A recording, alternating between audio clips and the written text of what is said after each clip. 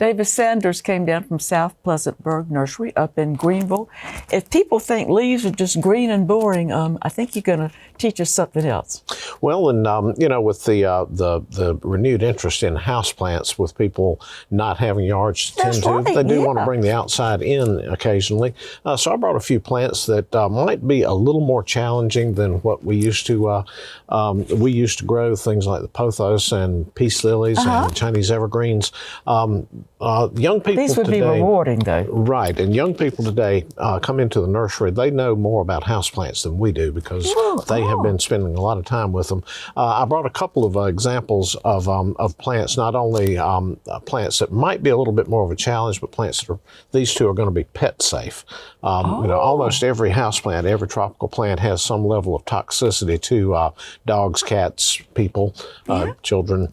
And so these two, the Calatheas, are safe, are pet safe. Fun. They need bright indirect light, and they like to be kept evenly moist. The Calatheas do not like to be. They don't like to dry out. They don't like to dry out at all, but they don't like to stay wet. So just keeping them evenly moist. So don't leave them sitting in a saucer. Right, and use that digital moisture meter. Check the moisture when the surface of the soil is dry. It's time to water it.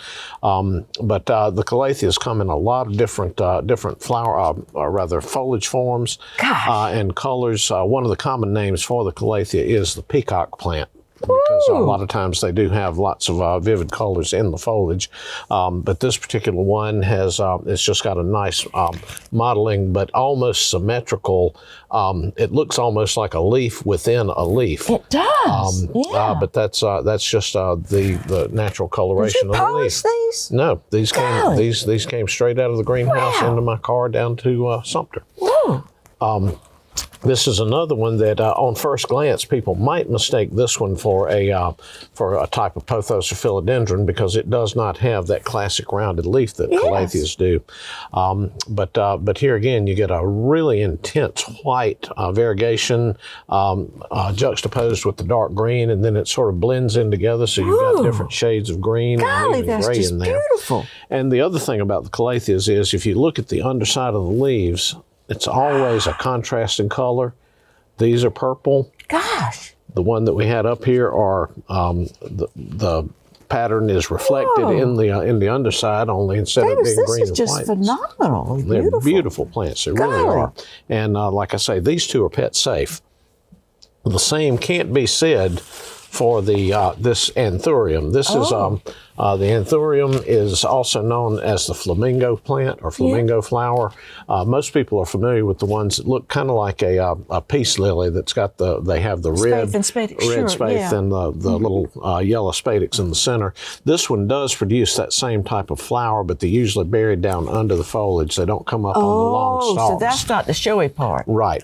But these are grown because of this texture of the leaf. God. It's so thick, right, too. It's thick leather leaf. This one is called luxurians is the common name for this one, or the trade name, I should say. And it's a beautiful plant, but these are highly toxic to pets. So this is not one that you'd want to put on a table if you have a kitty that likes to gnaw on leaves, or if you have a dog that wants to taste everything. Okay. But like all the toddler.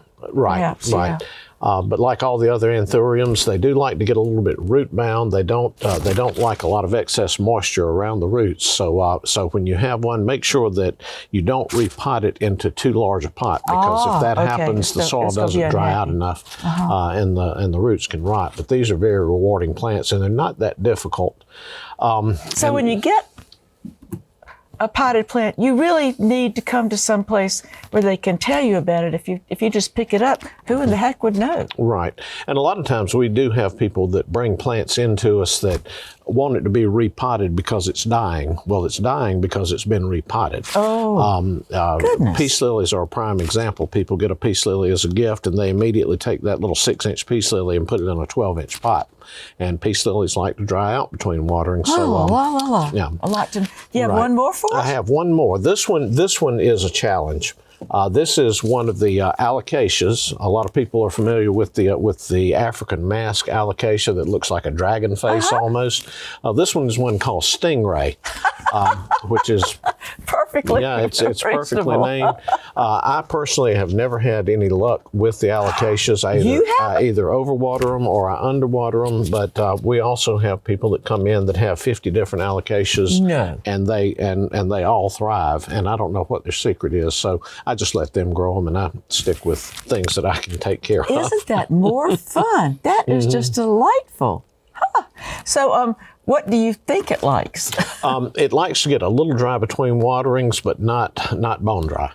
I would say if you had one of the tensiometers, a true moisture meter, you would probably, if it was graduated on a scale of 1 to 4, you would probably want to water this at about between 2 and 3. If it's one of the more accurate ones that's graded on a scale of 1 to 10, you'd probably want to water it at a 5 or 6.